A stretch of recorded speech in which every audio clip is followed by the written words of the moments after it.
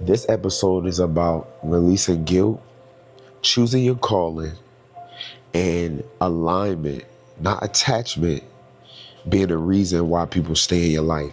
What's up, y'all? This is Jamai. Welcome to another episode of Manifesting Stardom. And I'm Jamai. And this is the journey of me being the biggest star in the world. One of the biggest things, I know I say that often, one of the biggest things this, one of the biggest things that, but a big thing that I've struggled with and still struggle with, which is why I'm doing this episode, because y'all know these episodes are about me first, is, I'm not afraid of being obsessed, but I think at times I'm afraid of outgrowing people. And for the most part, everybody in my life, everybody that I have in my life is loving and supportive. However, when you are somebody that is prone to excellence and that really desires, have like lofty ambitions, it's rare to find other people, even if people love you, support you, share a life with you, that are as insane as you are. And so I think because we live in the society that we live in, a lot of times as creatives and especially as entrepreneurs, we are faced with this concept of balance. Okay, you did this, but you gotta balance. Don't burn yourself out. Okay, you did this, you deserve that. You could take a day off, you could this, but it's like in order to be excellent, you do have to be obsessed. And we live in a society where obsession is a negative thing. Obsession is looked at in such a negative way. And so you will lose people doing this, but you won't lose the wrong people. The right people will still be there. Now that's easy in theory, but hard in practice because it's something that I still struggle with. It's things that I know I could be going harder at, or ways I will be doing things in a more obsessive manner that I don't, because I know that it'll separate me more from certain people. It'll widen the gap between me and others, because excellence requires solitude and it requires a certain level of discipline that most people can't relate to. If I'm on a very strict diet, then we can't commune over a happy hour. You know what I'm saying? If I'm on a very strict diet, or I'm a very strict regimen, if I get up at 4 a.m., then I can't link up with you around 7 or 8. You know what I'm saying? And so, but some of these people are people that love you, people that support you, family members, parents, siblings. You know what I'm saying? And so it's like a lot of times I know it's really hard to make those hard decisions because you do miss out. Like you do miss out.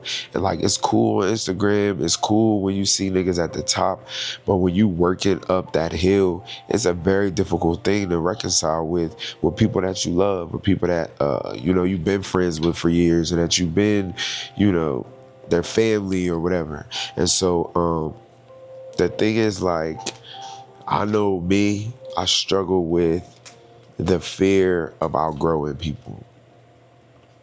Now, for the most part, everybody in my life are great people, supportive people. I don't have really no toxic people like crazy like that. But like, there is still a level of obsession that I know that if I obtain, it would separate me massively from some of my loved ones. And that's a scary place for me. Especially somebody that has struggled with people pleasing, still struggles with people pleasing, still struggles with worrying about how people perceive me, still struggling with showing up as fully as myself, because I feel like sometimes it outshines others. And I don't never want to outshine people. So with all those things that I still struggle with, I still deal with, I think about creating more separation is like the opposite of what I want subconsciously. So the thing is, like, your calling requires separation. You cannot evolve and stay fully accessible to people who are committed to a lower standard. And that's just the truth. That's not arrogance, it's alignment. And for me, I've dealt with it being looked at as arrogance for so much of my life. And so trying to reprogram that has been really, really hard. And the scripture that supports that is Romans 12:2. Do not be conformed to this world, but be transformed by the renewing of your mind. If you really transform, you will look different. If you really transform, you will look different. And different creates distance. You know, if it's only one Michael Jordan, only one Mike Tyson, only one Michael Jackson, only one Kobe Bryant, they didn't wake up every day and was able to commune and fellowship with somebody that's just as insane as them. Because if it was somebody that's just as insane as them, that other person is practicing or working or touring or whatever as well. So they don't even got time to have leisurely moments. You know what I'm saying? And so for me, I just gotta realize that like it's not me losing people, it's me outgrowing environments, it's me outgrowing scenarios and friend groups or relationships that can't take me to the next level. And a lot of it I do think is built in my head, because some people that aren't necessarily on your level will still understand and support you in that next level of obsession, and will be there to support you in that. You know, some people, they like, okay, I understand that you can't hang out. I understand that I won't hear from you for a week or two. I understand that this is what you're focused on, and there's no love lost. And when we get up, we get up. But I think a lot of times we don't even give people that opportunity to let them show that they do love you past the everyday connection or whatever you think y'all initial bond is based off of. Obsession is the price of excellence. It's the price of excellence. You have to be obsessed to be excellent. How many people do we know are excellent? Not many. So because we don't know a lot of people that are excellent, their lifestyles do not look like what your lifestyle will look like, you know? And I know, like, I always think about how I've never been good with creating community. As an only child for most of my life, I've always just been a doer. I've always been a loner naturally. And networking and collaborating has just been probably my weakest area. It's just something that I just never was successful at. And I've always been the type of person that's like, if I can't afford to pay you, or if I can't this, then I'll figure out how to do it myself. Because my patience is so thin when it comes to people that don't keep their word or people that don't show up. I will literally do it myself. I'll do it myself every time. I will teach myself how to do it. That's why I play piano. That's why I play guitar. That's why I produce my own music. That's why I songwrite. That's why I make choreography. That's how I know how to edit and color videos. I will do it myself, bro. I will do it myself. And so that's a great thing, but that's not always a great thing. And so I said all that to say that I know that I'm in a season where I need to collaborate and network with people.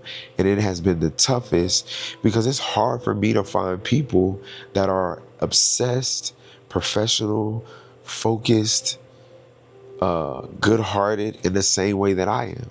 You know what I mean? It's certain things that I just don't partake in. It's certain things that I'll take to this, but I ain't taking to that. You feel me? It's certain things that like, yeah, I like to collaborate. I would like to do this, but their level of obsession, their level of excellence, I'll say I haven't found other people whose level of obsession and excellence are inspiring to me. And the people who are, I don't have access to them. I just can't. I don't have access to them, and I'm also not an opportunist. Like, and I think maybe there needs to be more positivity in the way that I look at being an opportunist. But the whole concept of being cool with somebody to get something from them just doesn't sit right with me. Maybe because I'm from the hood, I don't know. But it just don't sit right with me. But that's the foundation of every network. That's the foundation of every business deal. That's the foundation of even every relationship and business friendship. You are with that person, or you are with that company, or you are with because they have something to offer you. They add to you. They add to you, and you add to them. And so I'm trying to reprogram my mind and my brain to be okay with, oh, if this person is somebody of influence, somebody of importance, somebody that's doing this, doing that, you should be friends with them because that goodness is going to rub off on you. And you should try to find ways that you could be a benefit to them. So that's how I'm trying to reprogram my mind. But I know that one of my biggest setbacks is I lack community. I lack a network of people that do what I do, that work how I work, because it's really hard to find people like that. It's really hard to find people like that. You know what I mean? But people casual about life will always label you or me or disciplined people as doing too much. And even from the hood, like, you never want to be the person doing too much. Like, as a black man, as from the hood, it's like, bro, doing too much is the worst, bro. Doing too much is like the absolute worst. And so a lot of times, like, being pressed, overly doing, you're going to always look like you're doing too much. And so you have to be okay with that. You have to be okay with doing too much, because I'm going to always look like I'm doing too much to a lazy nigga. You're going to always look like you're doing too much by somebody that just wants the basic necessities in life. You're going to always look like you're doing too much. That's why every room that I'm in, or when I go in certain rooms, or when I'm in certain spaces, I feel the energy of the negativity or the insecurities, because they down here, I'm up here, and I'm doing too much. And I never want to be the one doing too much, so I do less. And no matter how less I do, they still have a problem. So I'm finally learning to embrace that. Like, you gonna always look like you doing too much to a nigga that ain't doing much, you know? And excuse me. You know, I'm a person that I'm talking about. I want 200 million monthly Spotify listeners. That's more than anybody on Spotify right now. That's how high my dreams are and my standards are. So why would you ever assume that there will be other people you can relate to? It won't be many people that you can relate to, but you have to be okay with that. And so the byproduct of that is you will elevate, and as the altitude changes, so will your friend group, so will your family, so will your surroundings. Everybody can't breathe on this level up here, on this level. They can breathe down here, but they can't. When that altitude and that air gets thinner, everybody can't breathe up there. And so that's something that I feel like I know I struggle with. And I need to just be okay with it. And I'm thankful that I'm talking through it, because I feel like these videos not only help me, but they also help me when I go back and I watch them, where I stumble across a video. And so it's okay.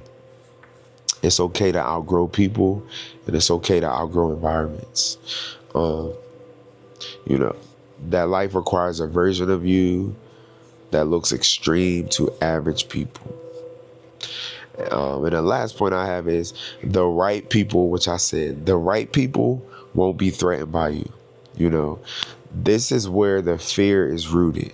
You know, if I become too focused, I'm gonna lose this person. I'm gonna lose these people. You know, and I do want to insert that when it's time to show up for people, make sure you show up for people.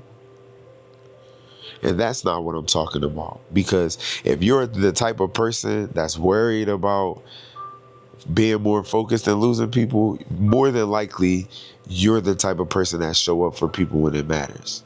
So you know the difference from just being able to be accessible, to go to happy hour, to sit on the phone, to text all day, to FaceTime all day, versus when it's your best friend's birthday, versus when somebody got a flat tire and they need you to come help them, versus you need to pick cousin such and such baby up from daycare. You know when you need to show up for people. Now I know that line gets blurred and it's very thin, and people do take advantage.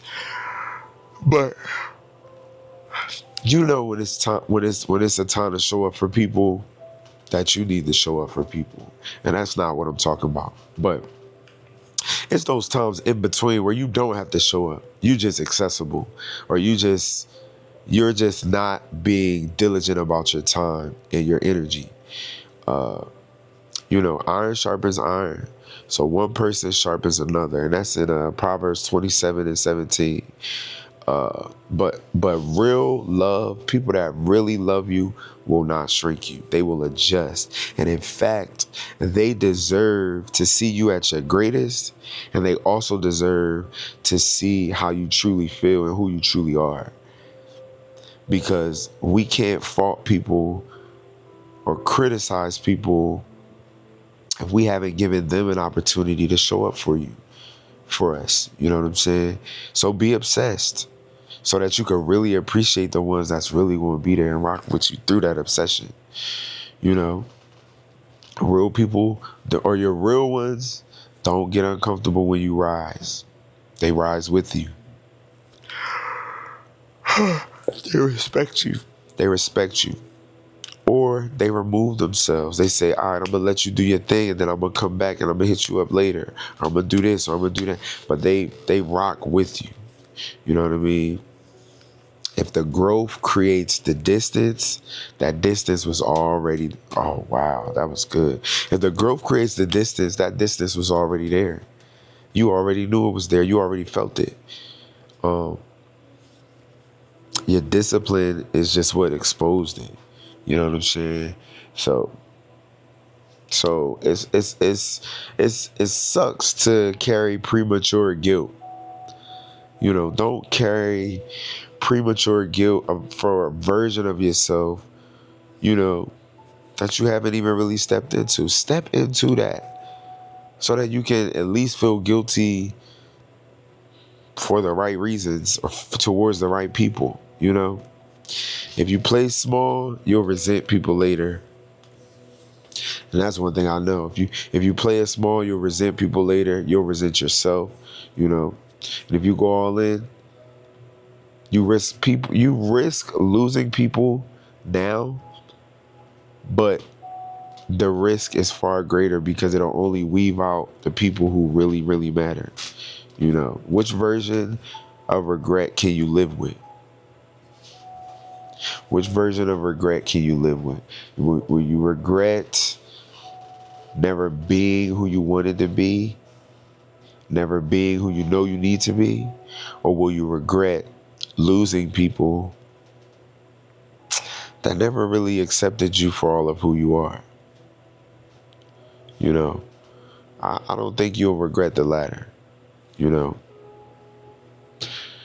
Maybe the problem isn't that you're doing too much.